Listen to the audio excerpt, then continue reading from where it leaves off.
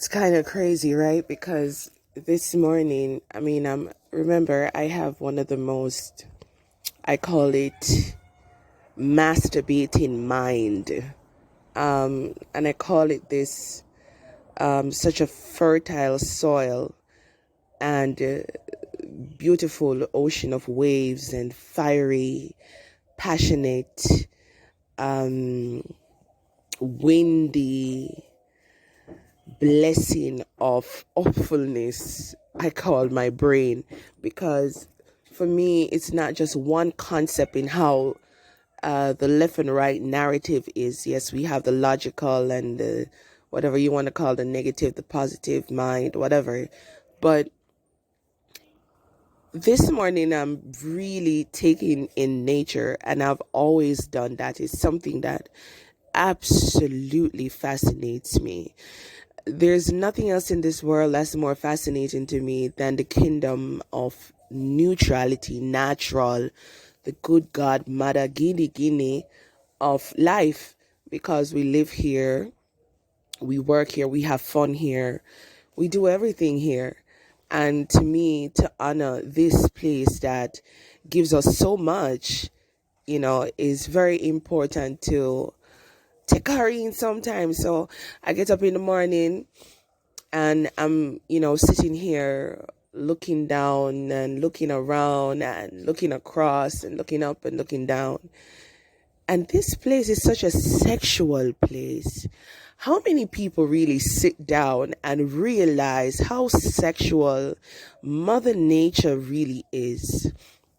To look at the green lushness of the palms that are around me, and the soursop, and the trumpet, and the akis, and the coconuts, looking in the near distance from me and seeing all the mountains and the peaks and the little hills and valleys and all of these things. It speaks so much about the love of her and her constant way of reproducing to ensure that whatever is living here gets something to eat, gets something to live, breathe, attain from. And it's a beautiful thing that we, or persons who are so intertwined into just sitting and relaxing every now and then, can see these things, because there's so many shame that is surrounded by sexuality. There's so many shame surrounded with a woman that feels good about her body, that feels good about herself. There's so much shame in demoting a man that feels a particular way, however aroused he is, or however aroused both partners are, and how they would have felt freely to just, what they would have said, cut a piece around the corner in a nature, right? So there's just so many different concepts that have been bottled up, just because people are really afraid to live. And when I look at nature, she's such a wild, fierce but benign but beautiful assembly of different things that are around that just keeps on giving. And when I look at that, I'm like, who are we to constantly want to tame this beauty and continue to want to control her in terms of how much she gives into her children? And the reason why I say this is because just as how luscious and beautiful this place is, it's the same thing that happens inside of us if we allow ourselves to be one with the mother, you know what I mean, and with the father too. Because when you look at everything around here, it is all the same kind of vibration that utters love, that utters reproduction, that utters a continuation of flow. Whether you want it or not, she is. Whether you're here or not, she is. You come and you pass out in another life, you go in another life, she is. You come back again, if you're reincarnated, if you believe in that, she is. So when I look at it, for be afraid of how you feel, because when you look at this, it shows you The mangoes come and the mangoes go. That's a cycle.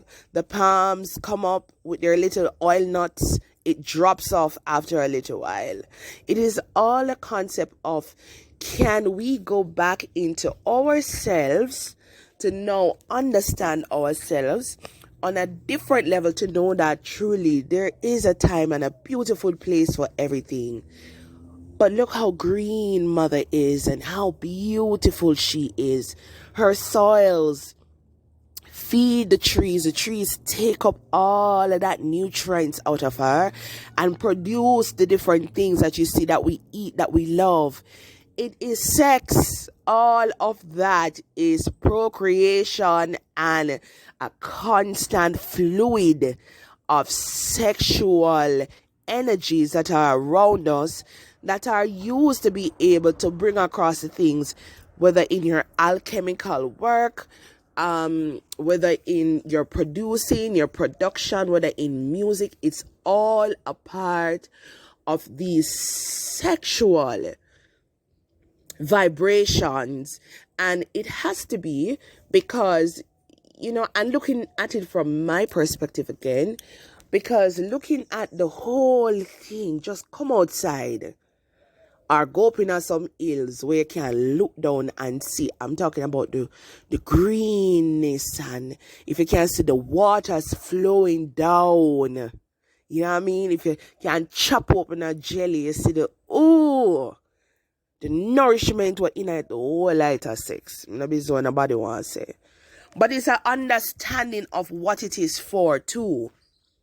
It's wild, but it's an understanding of what it is for, because it is not just there. Yes, it is there, but it's there for a purpose as well, and for a beautiful reason. And if you can tap into that energy, and understand the concept of that particular vibration,